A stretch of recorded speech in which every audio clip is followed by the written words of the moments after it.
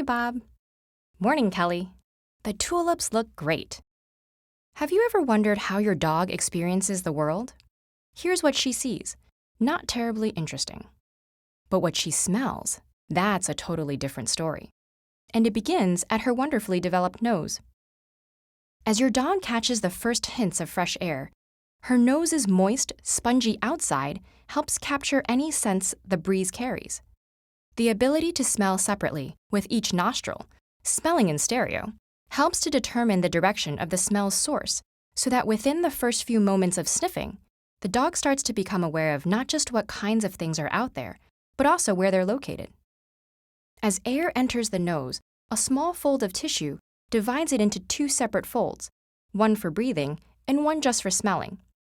This second airflow enters a region filled with highly specialized olfactory receptor cells, several hundred millions of them, compared to our 5 million. And unlike our clumsy way of breathing in and out through the same passage, dogs exhale through slits at the side of their nose, creating swirls of air that help draw in new odor molecules and allow odor concentration to build up over multiple sniffs. But all that impressive nasal architecture wouldn't be much help without something to process the loads of information the nose scoops up. And it turns out that the olfactory system, dedicated to processing smells, takes up many times more relative brain area in dogs than in humans. All of this allows dogs to distinguish and remember a staggering variety of specific scents at concentrations up to 100 million times less than what our noses can detect. If you can smell a spritz of perfume in a small room, a dog would have no trouble smelling it in an enclosed stadium and distinguishing its ingredients to boot.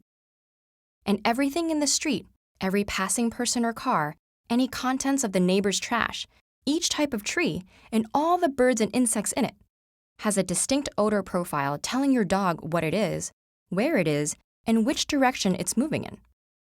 Besides being much more powerful than ours, a dog's sense of smell can pick up things that can't even be seen at all. A whole separate olfactory system, called the vomeral nasal organ, above the roof of the mouth, detects the hormones all animals, including humans, naturally release. It lets dogs identify potential mates or distinguish between friendly and hostile animals.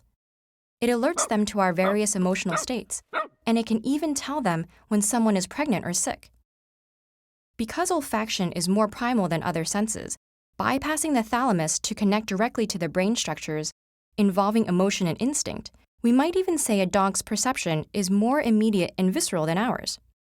But the most amazing thing about your dog's nose is that it can traverse time. The past appears in tracks left by passers-by and by the warmth of a recently parked car, or the residue of where you've been and what you've done recently.